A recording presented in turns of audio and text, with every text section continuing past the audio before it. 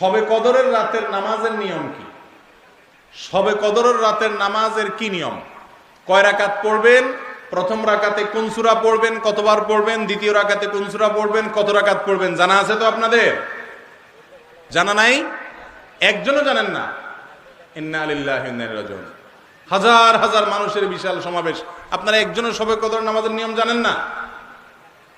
এটা তো খুব খারাপ কথা ভাই, নিয়ম তো জানতে হবে। আচ্ছা আমি বলে দিচ্ছি, শবে কদরের নামাজের নিয়ম হলো অন্য যে কোনো নামাজ যেভাবে পড়েন শবে কদরের নামাজও একইভাবে পড়বেন। এই হলো শবে কদরের নামাজের নিয়ম।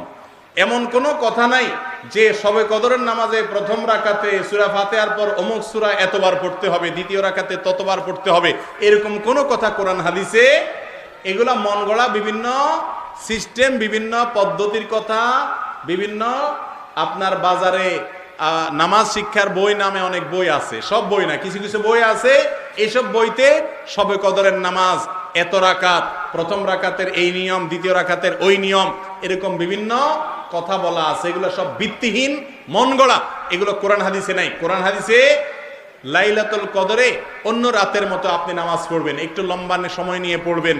যে কোনো রাতের নামাজ, তাহাজ্জুদের নামাজ লম্বা সময় নিয়ে পড়তে হয়, দীর্ঘ রাকাত, দীর্ঘ রুকু, দীর্ঘ সিজদা, আস্তে আস্তে তেলাওয়াত, আস্তে আস্তে তাসবিহ এবং সময় নিয়ে পড়বেন।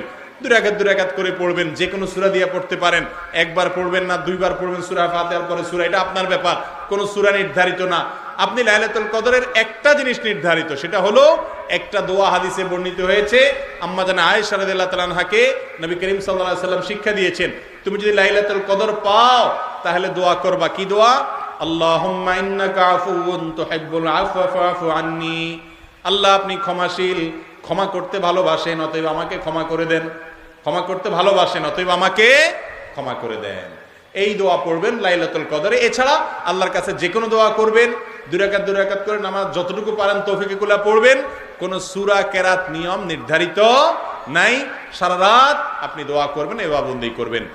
আর এই শবে কদর পাওয়ার জন্য, শবে কদরের ইবাদতের আশায় রমজানের শেষ রাতে, শেষ 10 রাতের সবগুলোতে, বিশেষ করে বেজরগুলোতে বেশি বেশি করে করবেন।